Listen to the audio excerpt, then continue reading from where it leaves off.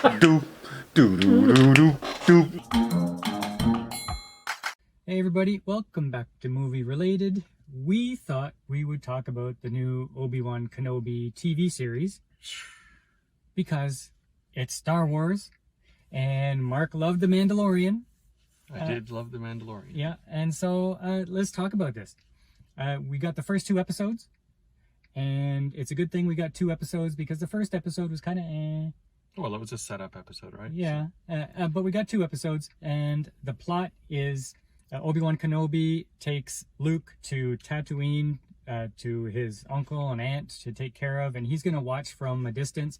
But he also has to stay in hiding because Order 66, which means all the Jedi are being hunted and exterminated. Yeah. Princess Leia was brought to Alderaan to live with the royal family there. Princess Leia is a little kid, and 10 years old. 10 years old. She gets kidnapped, and the father goes to Obi-Wan and says, "Hey, I need you to go find my daughter." So what did you think of it?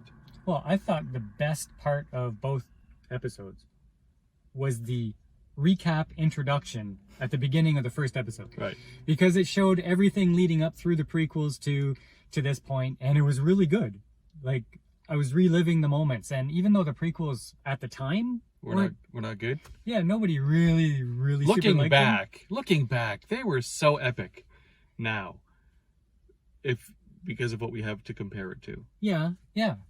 And just reliving the storyline was epic. Right. And so those 4 minutes really did a good job encapsulating the story. And then the father gets to Ben and says, "Yeah, please go rescue my daughter. She's kidnapped." And Ben says, "No." Hero Jedi Ben says no. Well, okay. I do have some gripes. That's not one of them. But I do have some gripes about these episodes and about the whole Kenobi thing. Okay, so Leia, 10-year-old little girl, bumbling through the forest, running away from those kidnappers, where those it's like a Home Alone sequence where the adults are just bumbling everywhere and can't really do anything. She might be 10, but she's a really small 10, right? And her legs are like this. So 2 steps and you've caught her. So every time they cut the camera, they send you back, like they send the kidnappers back 20 yards. Okay, now start again. It's like if you replaced the music with circus music, that would fit perfectly. It would fit perfectly. You got grown-ups running into trees because they can't see the tree that's right in front of them that she went under or over or what have you. You can't blame the kid, really. No, I'm not blaming the kid. But you can blame the camera shots. Yes, and the director. They should not have had these long shots where you could see everything happening. Maybe close-ups so that you can see action. The moving and stuff, yeah. Also, the Inquisitors, when they are trying to hunt down a Jedi in that little restaurant area, that little sit-down outside bar area.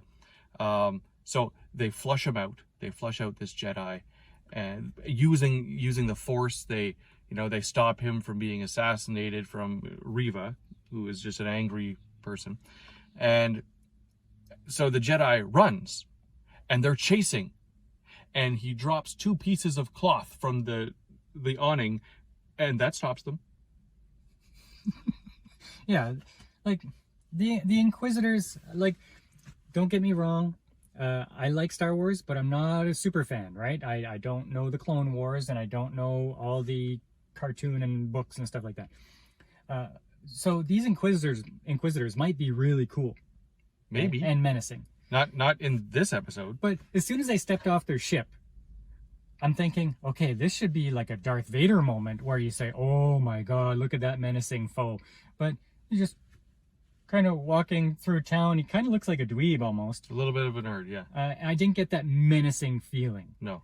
And Reva, so you got the Grand Inquisitor, and then you got Reva, and Reva is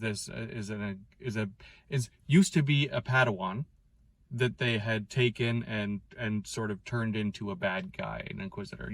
So she has, use of the Force powers and stuff like that while she's trying to hunt these Jedi. But she's completely one track mind. I have to find Kenobi. Mhm. Like, she doesn't, other than the fact that Vader wants Kenobi, she has no ties to him. Reva's looking for the glory. She thinks that, okay, Ben is the ultimate trophy for Vader, who was Anakin, the Padawan to Obi-Wan, right? Okay, so there is really bad blood between Ben and Vader, and she thinks by getting this trophy, she's going to be in the super good graces, and that's all she's thinking about. Now she's doing this, and she's going way overboard, and the other Inquisitors don't really like her going off on her own. No, she would have been struck down, mind, right? Because she's so insubordinate. She would have been struck down immediately. Yeah. These guys are Inquisitors, and so when they see her going way off track and being insubordinate like that, these guys probably wouldn't like let her get away with it as much as they do. No, because she has no like real. I say power. She has force power, but she has no political pull or power. They would have just killed her. No, what is she, the third sister or something like that? Something She's not the boss. Anyway, there were some other things that I thought were pretty cheesy. Like, there was another chase scene inside the city, and Ben is in this firefight with a bunch of people. Like, he's shooting 2 or 3 people, and he's hiding behind this little post, and then Leia falls off of this building, and he has to dive to save her. So he dives to the edge. Force power. He dives to the edge, and he's doing the force thing to try to stop her from getting splatted on the ground, and suddenly all the lasers stopped. Like, where did all the guns go? Nobody was shooting anymore. And so there were all those people after him and shooting at him, and Reva was running as fast as she could to get to him. But he had like 5 minutes to sit there and stop her with the force. And did you notice, though? Did you notice that as soon as he stops her and she falls to the ground, before she even has a chance to like sit up, he walks around the corner? Yeah, he was there. How did he get there? Yeah, like he was way, way up. This was a long fall, and suddenly he was there in a split second. And not only that, they take off around the corner, and now Reva's there suddenly. But one thing I liked about that scene is that when Ben is trying to stop Leia from hitting the ground, using the force was actually difficult. Because he hadn't done it in 10 years. Yeah, maybe that. But in all of the movies, using the force is like this. Oh, I got to move that mountain. Whoop. But that's not the way the force was originally. No. Okay, so here's the problem with that, though, now. Okay. Now the problem is that all these like secondary characters who have a glimpse of the force can move mountains. But are you telling me that Obi-Wan is going to struggle? And he's the only one who ever struggles with the Force? Yeah.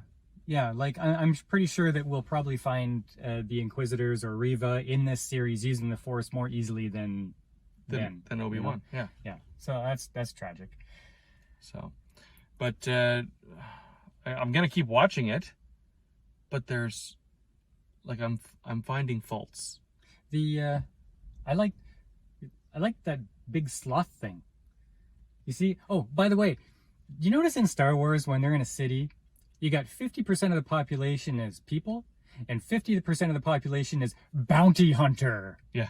Because the notice goes out that, oh, we got to find this Jedi. This is what he looks like. No less than 50% of the people in the scene all look at their wrists and, oh, there's a bounty. I better get to work. Yeah.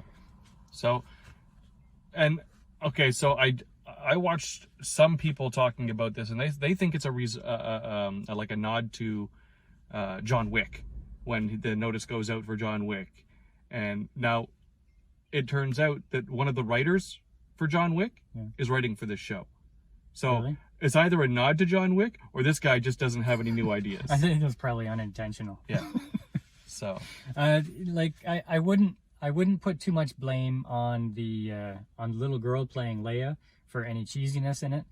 Like the people writing her dialogue, yes, Leia is being portrayed as an astute, very perceptive, worldly little girl for her age. Okay, yeah. But even the dialogue that they're making for her, they could still make her seem that way, but not have such clunky adult dialogue.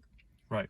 Not make her so so much more intelligent than all of the adults in the room. Actually, there's this one point where she thinks that Ben might be a bad guy trying to get her again, and then something happens, and she puts 2 and 2 together faster than anybody I've ever seen. Oh, wait a second. They're just using me to get to you, isn't it? Yeah. Well, how did you get to that conclusion, little girl? Yeah, there was no way to get to that conclusion yet. She drew the lines for us. It's like, okay, I better tell, not show, because that's going to take too long. Yeah. So that's it. That's how we feel about it.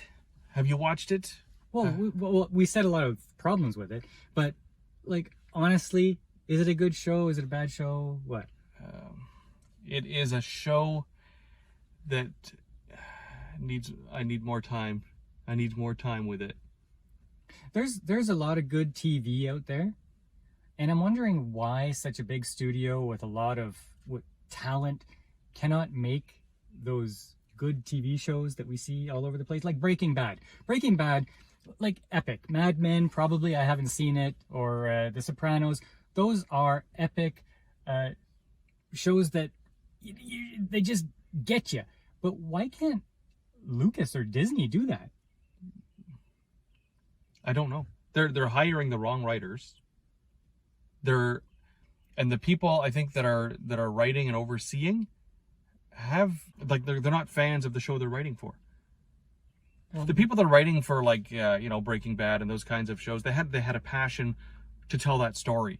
And I think the people that are telling these stories are I don't know if it's so much about being a fan as much as it is that it's just very low talent. There's that too. Okay, so there's only 4 episodes left. I'm going to finish it out just so I can keep the continuity going. Can you believe that's only 4 episodes left? I need to know what this story is for the future if I ever watch Star Wars again, because they always harken back to what has happened before.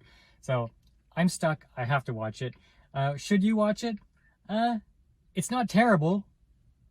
If you got nothing else to watch and you've seen Star Wars before, sure. Yeah. There's a lot of reviews out there that are like 1 and 2 and 3 out of 10. I don't think it's that bad, but it's probably around a 6. Yeah, 6 is about right. All right. Thank you for joining us for Obi Wan Kenobi TV series review. We'll see you next time on Movie Related. He said, son, I made a life out of watching lots of movies. Some of them were garbage, some of them were nice. Now Donnie, he's off cruising, and Paul and I are troopers. So if you've got a minute, we'll give you some advice. You gotta know when to go, know when to stay home, know when to stream it, know when to run. You just might save some money when you listen to our review. There'll be time enough for movies when the review's done.